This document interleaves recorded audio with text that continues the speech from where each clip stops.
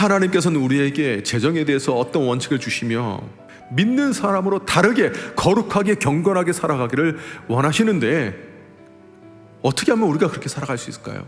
나는 흘려보내고 싶은데, 나는 가진 것이 없어서, 나는 가난하고 궁핍해서 누군가를 돕고 싶으나 그럴 여력이 되지 않는 분들은 어떻게 될까요? 오늘 말씀을 보면 그러한 답답한 상황 속에서 살아가는 한 인물의 고백이 등장하고 있습니다. 바로 다윗입니다. 먼저 다윗이 처한 현실이 어떤가 오늘 말씀을 통해서 보겠는데요, 첫 번째가 뭐냐면 가난에 발목이 잡혔어요. 수많은 재앙에 인생이 위태로운 것을 볼 수 있습니다. 그래서 하나님, 저 가난합니다. 하나님, 저 지금 아무것도 없이 궁핍합니다. 저는 가난하고 마음이 슬픕니다. 괴롭습니다. 라고 토로하며 하나님의 도우심을 구하는 것을 곳곳에서 볼 수 있었습니다. 더 나아가서 지금 다윗이 처한 현실이 무엇입니까? 지금 마음이 꺾인 거예요. 하나님께서 기뻐하실 만한 선한 일, 하나님께서 정말로 흐뭇해 하실 만한 그러한 영혼의 상태가 아니라는 거예요. 지금 세 번째 다윗이 처한 그 힘든 상황이 뭐냐? 바로 사람들에게 무시받고 조롱을 받고 있다라는 거죠. 다윗에게 갑질하는 사람이 있는 거예요.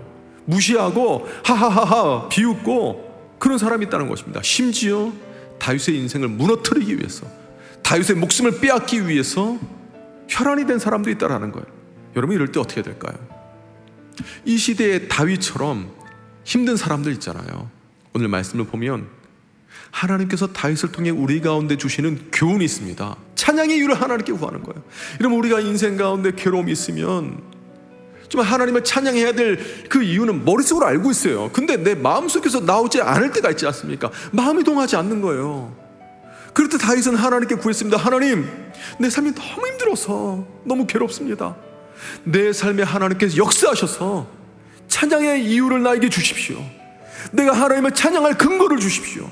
하나님 다 알고 있는데 내 삶에서 경험되어진 하나님으로 내 입술에 새 노래가 흐르게 해주십시오. 우리도 하나님께 나와 찬양의 이유를 구하십시오. 하나님께 나와 찬양의 이유를 구하심으로 이 어려운 시기를 이겨내시기 바랍니다. 두 번째로, 낙심하지 말고 반전의 삶을 꿈꾸라. 다윗이 정말 잘했던 건 뭐냐면, 나는 가난하고 궁핍한 거 그대로 인정하지만 이 모든 상황을 반전케 하실 하나님이 나를 기억하신다라는 것, 하나님이 내 삶에 역사하신다라는 것, 그거 알았습니다. 여러분, 우리도 마찬가지지요. 이것 때문에 안 되고 저것 때문에 안 되고 그렇게 좌절하는 인생이 아니라 내 삶에 역사하시는 하나님으로 말미암아 반전을 꿈꾸시기 바랍니다. 세 번째로, 우리가 어떻게 가난을 극복하냐, 어려움을 극복하냐? 하나님의 계획과 돌보심을 굳게 믿으라.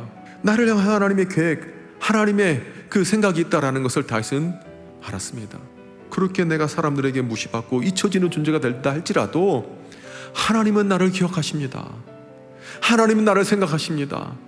가난이 내 발목을 잡고 내가 이해할 수 없는 재앙 때문에 내가 힘들어지고 사람들에게 무시받고 사람들에게 괴롭힘 당하고 어려움 당하고 심지어 내 믿음까지도 떨어질 때가 있지 않습니까?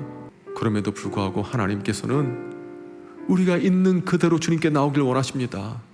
오늘도 믿음으로 이겨내고 다시금 소망을 붙들고 이 모든 시기를 믿음 가운데 승리하는, 이 어려운 시기가 오히려 하나님을 향하여 찬양이 되고 간증이 되는 우리의 잠실산의 교회 성도님들 되기를 주님의 이름으로 축복합니다.